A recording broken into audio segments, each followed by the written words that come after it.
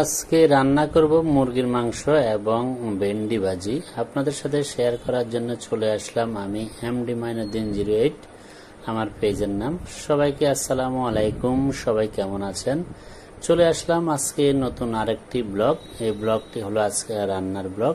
এটা হলো আমাদের আজকে রান্না করতেছি ভেন্ডি ভাজি এবং মুরগির মাংস, সেজন্য বলি আপনাদের সাথে একটু শেয়ারও করি এবং আপনাদের মাঝে একটু কথোপকথন যতক্ষণ বলা যায় সেজন্য চলে আসলাম। আজকের ভিডিওটা একটু লং হয়ে গেছে, সবাই প্লিজ একটু পুরো ভিডিওটা দেখবেন, দেখে ভালো লাগলে অবশ্যই লাইক কমেন্ট শেয়ার করে দিবেন।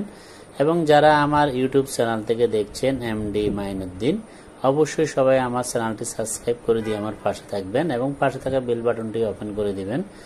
আমি প্রত্যেক দিন আমি বলে ফেলি, কারণ আমি তো হলাম ভিডিও ম্যান, আমার ওয়াইফ হলো রান্না করে, আমি আসলে ওকে একটু হেল্প করি ভিডিও করার সময়। এই পর্যন্তই। আমার ওয়াইফ আগে ভেন্ডিটা ভেজে নেবে, ভেন্ডিটা ভেজে সুন্দর করে ভেন্ডি করে নেবে এবং অন্য চুলায় ভেন্ডিটা দিয়ে দিছি। এই চুলায় আমরা মুরগির মাংসটা আজকে একটু ভেজে রান্না করব, কারণ ব্রয়লার মুরগি একটু বাইজা যদি রান্না করেন তাহলে খুবই খেতে ভালো লাগে। সেজন্য ব্রয়লার মুরগিটাকে আগে একটু ভালো মতো ভেজে নিব। ভেজে নিলে ব্রয়লার মুরগি খেতেও এবং দারুণ লাগে। যাক, ব্রয়লার মুরগি ভাজা শেষ হলে আমি আপনাদের কাছে আবার ফিরে আসবো। আগে অন্য একটা টপিক্স নিয়ে কথা বলি। টপিক্সটা হলো, প্লিজ আমরা আসলে সবাইকে বারবারও বলি, কারণ আমরা ফেসবুকের গাইডলাইনগুলো মেনে কাজ করি, কারণ আমরা নিজের ভয়েস নিজের কন্টেন্ট ইউজ করি, কারণ আমরা অনেকটাই আসলে জানি না। নতুন যারা আছেন তাদের উদ্দেশ্য করে বেশিরভাগই বলছি, আপনারা অবশ্যই নিজের ভয়েসে কন্টেন্টটা ছাড়বেন, ভিডিওটা ছাড়বেন। কারণ কি জন্যে আপনারা অনেকজনে জানেন না মিউজিক ব্যবহার করেন। আসলে মিউজিক ব্যবহার করা আসলে ঠিক না। যখন আমিও প্রথমে পেজ চালাই তখন আমিও কিন্তু কয়েকটা মিউজিক ব্যবহার করছি, পরে আমি এগুলা যখন জানছি আসলে এগুলা গাইডলাইনের, ফেসবুক গাইডলাইনের বাইরে, সেজন্য আমি আমার মিউজিকগুলা ডিলিট করে দিয়েছি। নাহলে যদি আপনারা আপনাদের পেজের ভালো রাখতে চান বা পেজ থেকে কোনো কিছু ইনকাম করতে চান বা আর্ন করতে চান, তাহলে অবশ্যই আমি বলবো আপনারা মিউজিক না ব্যবহার করে আপনারা যা পারেন।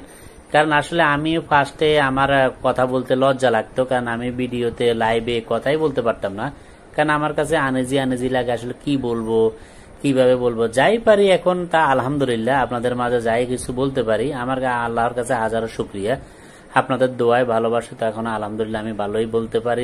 যতটুকু আমি আসলে পারি অতটুকুই আপনাদের কাছে শেয়ার করি। তো আমার মতে আপনারা অবশ্যই যা করবেন নিজের ভয়েস দিয়ে করবেন।